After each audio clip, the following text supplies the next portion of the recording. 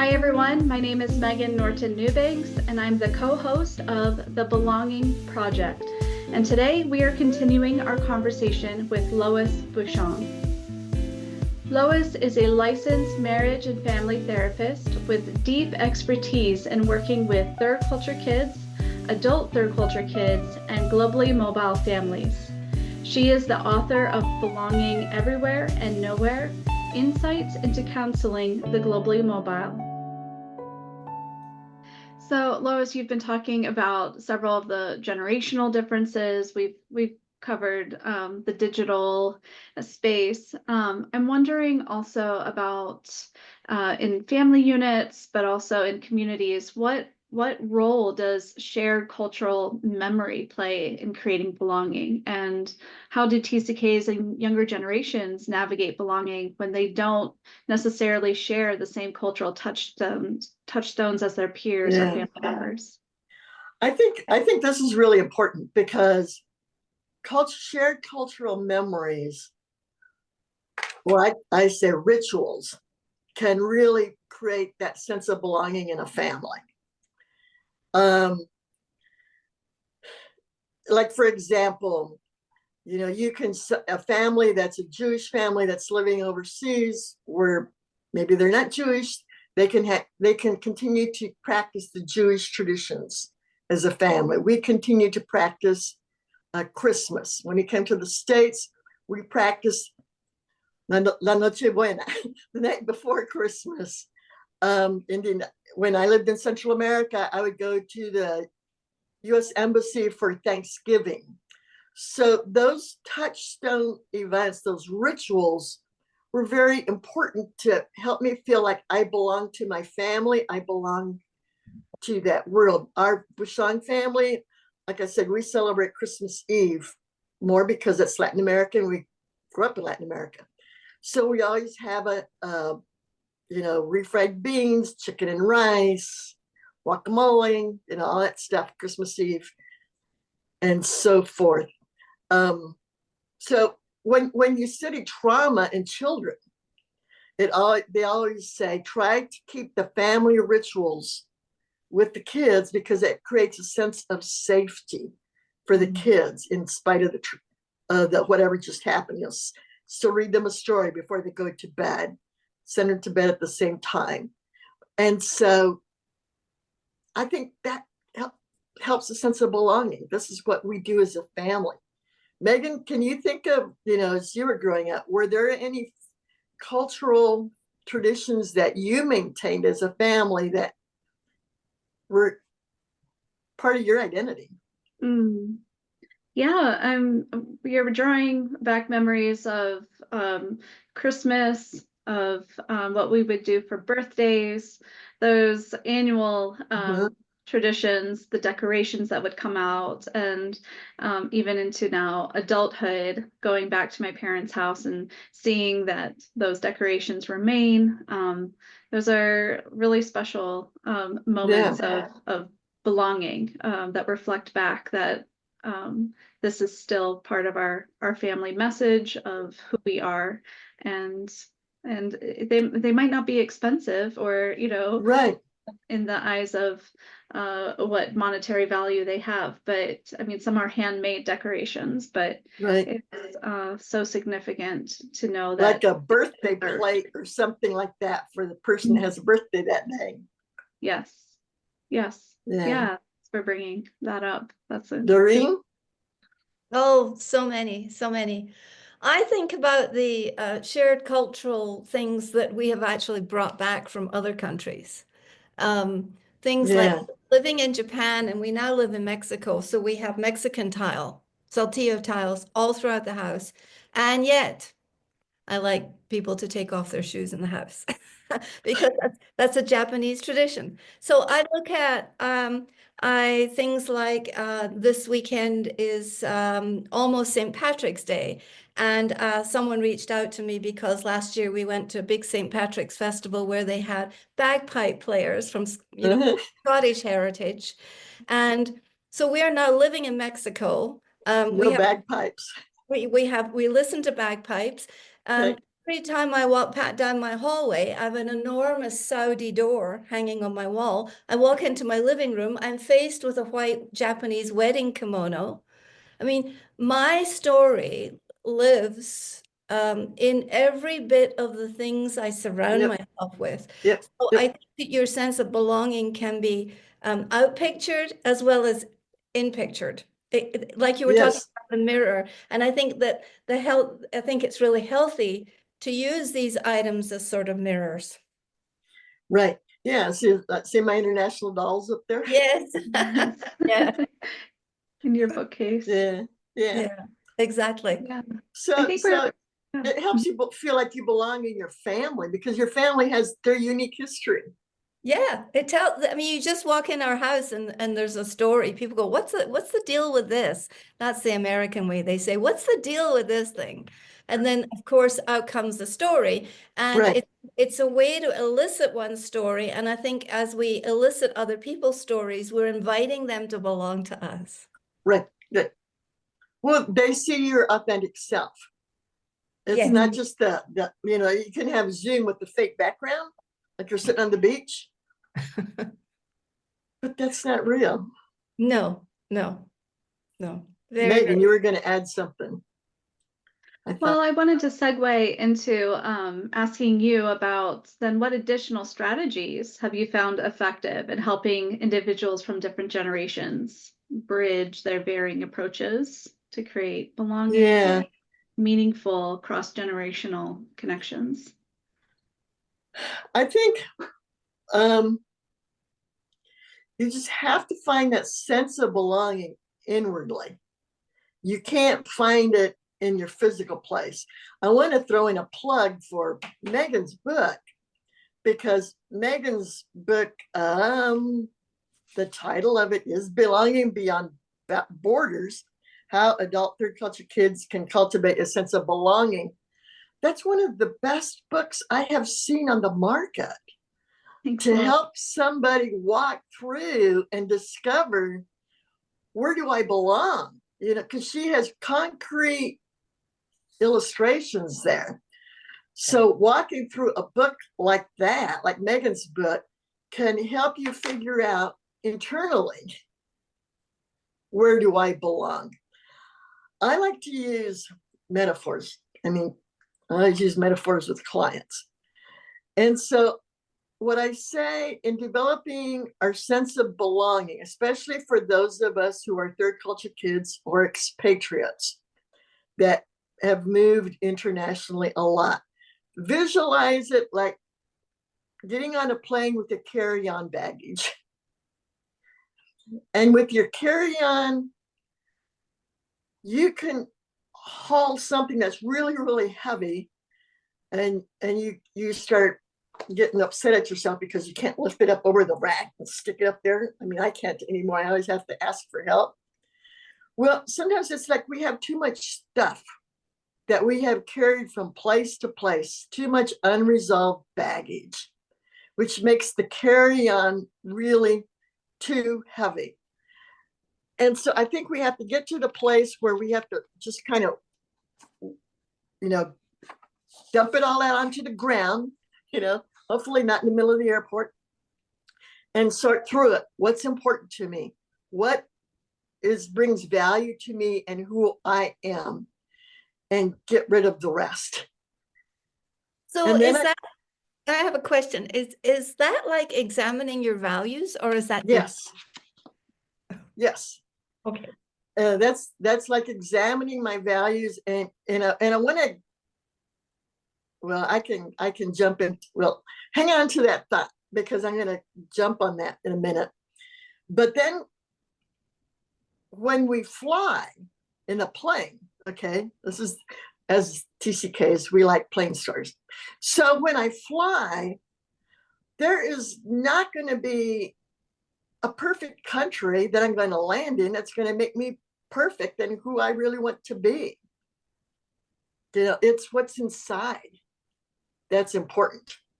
So if I resolve who I am inside, and I like me, I like my friends like me, the authentic relationships, and they may just be 2 or 3 people.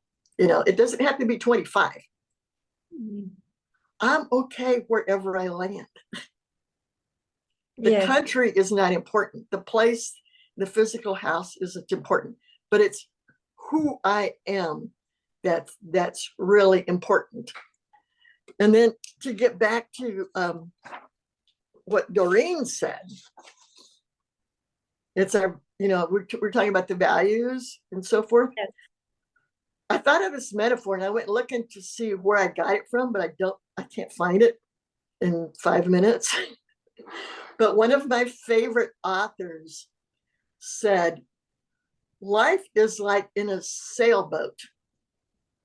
We're in a sailboat going across a lake, and we're always having to adjust the sails, adjust where we're going, to move the instruments around to ultimately get to our destination. We don't just go straight like a train, but it's like in a sailboat. And I think that's what it is with our values, our goals, our sense of belonging, the things that are important to us. As we grow and develop emotionally, or move through the stages of life, we're constantly adjusting them. We're constantly tweaking them. It's not major tweaks, but we're constantly moving. And I love that metaphor. Because I can tweak it, but it's not that I've changed a personality. It's not that I've changed my value systems drastically, but maybe just a little bit. So. And Lois, I mean, your book, it's belonging everywhere and nowhere. So will we always, as TCKs, encounter the question, where do I belong or I don't belong? Yes. Yes, I think you will. Sometimes my clients, adult TCK clients, get upset because they'll say, will I ever resolve this? Will I ever never grieve because of my past? Will I ever feel like I completely fit and I'm set now for life? And it's like, no, because now I'm old as the hills and I still deal with it. Because it's a work in progress. If it was static, we'd be dead. We'd be flatline. So I have a question. I recently have come to this decision that home is a decision, is not a place. I rehome myself. It's a decision, and do my actions align with my decision? Yeah. Is that true for belonging as well? I mean, if you decide you're going to belong to yourself or you're going to belong to a community, don't you have to make a clear decision and then take action? Right. Yeah, because it's what we call cognitive behavioral therapy. Oh, sorry. Yeah. It's like what I tell myself impacts how I feel. Okay. Right? So if I tell myself, no, I mean, you may not fit perfectly, but I belong here. Yeah. I belong in Indiana. Yeah. I can't believe I actually said that out loud because I really don't feel like I belong in Indiana. But there's a portion of you that belongs in Indiana, because I think sometimes we think that all of us has to be all in on a place. And I'm like, no, part of me is still Scottish. A part of me is very, very Saudi. And, here I am in Mexico. So there's another part of me that's generating belonging for Mexico, right? Right. There are no mountains in Indiana. It's flat. It's corn. I grew up in the rainforest. This is not the rainforest. I grew up speaking Spanish as much as I spoke English. This is not Indiana. So this demonstrates your heart. I mean, this demonstrates the dichotomy of belonging, because you're revealing your heart and your love and your childhood right here. Right. And then you're reflecting on, and this is where I am. And so that is exactly, I think, the essence of belonging. What do you think? Right. This is like talking to you, to writing about global nomads, by reading books about global nomads, by reading books in Spanish, or whatever. that's who I am inside. That's who I am emotionally. Yes. But my physical house is Yeah. here. Yeah. But it's who's inside that's important. And I is, love that. yeah, isn't it true also that then it's important to have some TCK connections and international communities to validate that part of what you're not finding Yes, in a local environment? yes, very much so. And that's where we go back to when we were talking about the importance of the media. Yeah, that's why it's important for me to maintain my TCK connections by phone, by email, you know, or whatever. And then when people come to town, such as Megan, we go hang out at an Indian restaurant, That's right. which I I never lived in India, but we go to ethnic places. Yes. So you take advantage of different opportunities. Mm. Mhm.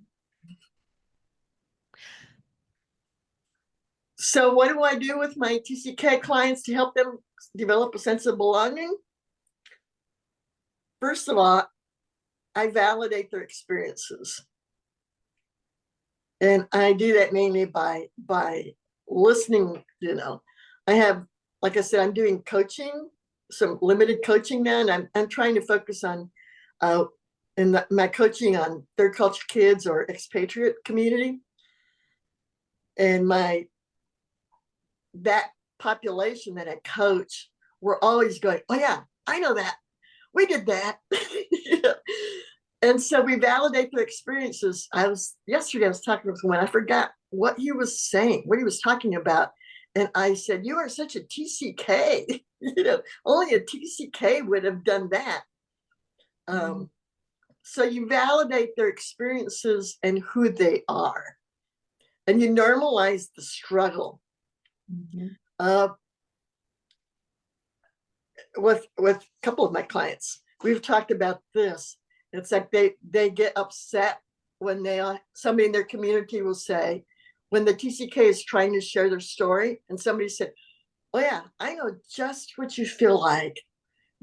I spent a year abroad as an exchange student, and so I know exactly what you feel like."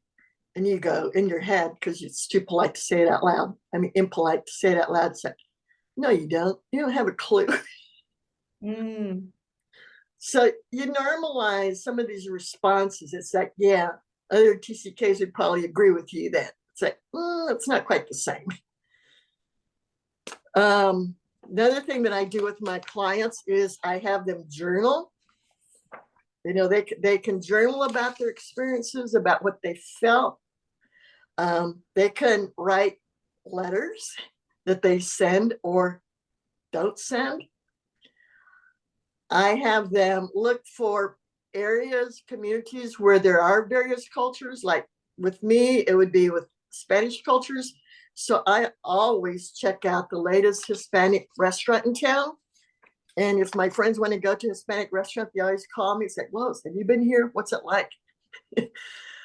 And so, or, international grocery stores, the radio, on the internet, on TV. You can tune into the news, the Today Show in Spanish or in whatever.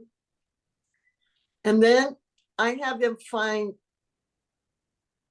international communities such as where other TCKs hang out. The one I was talking to yesterday, he was brainstorming about if I thought he could start a group for TCKs in his community. And then we got to talking about international foods, and that's where we were lost. But so, those are various ways you can travel the world. Every 2 years, I like to go someplace internationally because I've got to get my fix, or else I just would die. And then I say, if you get stuck, where it's like, I don't really feel like I belong any place. I just cannot figure this out. I'm just a weird duck. I don't fit. then you might check in with some coaching or some counseling. And the best group that I found for counselors, I'm no longer a part of it because I'm supposed to be retired, is the International Therapist Directory. They're professionals, and they're supposed to have experience with TCKs. And then if you can't find one, in fact, I have one of these types of individuals as one of my coaching clients right now, grief therapist. Grief therapists are good people to work with, especially if you can find a grief therapist that's lived overseas. And I'm working with one, we're trying to figure out, how can she capitalize on her TCK-ness as a grief therapist. Or if you had a trauma therapist can also help you a lot. At the end of my counseling, I used a group here in town that specializes in trauma therapy. And a lot of times, if I worked with somebody that had experienced a trauma, which then stunted their growth, remember we talked about Maslow's hierarchy of need? If you don't deal with this part, you're going to get stuck. So you're not going to be able to figure out self-esteem and all this other stuff. So you resolve it. And so they would work with the trauma therapist on the trauma, and then they'd come back to me. We'd work on the other stuff. And then there used to be a mentorship program that I was aware of, but I don't think they're functioning anymore. No. So it's, TCKs mentoring other TCKs, or that are struggling, especially TCKs that are struggling with a sense of belonging. Yeah. And then sometimes even just going to conferences where there are other TCKs, and sometimes even your TCKs don't fit in those conferences. Yeah. And so you have to, and this is what I keep saying to my clients, you have to keep trying. And then when you find that person that you can be real with, authentic with, be your true self, work out the tough parts, then you develop that sense of belonging with that person. Excellent. Well, that's some fantastic solutions for the subject of belonging, particularly for third culture kids and expats. Thank you so much. Thank you. Do you have one final thought for us? Well, I think if you feel stuck, talk with a trusted friend and work it out. Maybe together you can work through Megan's book. That would be a good experience as two people, trusted friends doing it together, because then you get to know each other and yourself as you're working through it together. Somebody you can be authentic with. So in closing, we have a little surprise for you. We're going to do a little mini lightning round. Would you like to ask the first question, Megan? Oh, my man. Is this, I hope this isn't like one Trivial Pursuit thing, because we don't do good at this. No, just getting to know a little bit more about your authentic self. So Lois, if you could teleport to any country right now for 24 hours, where would you go?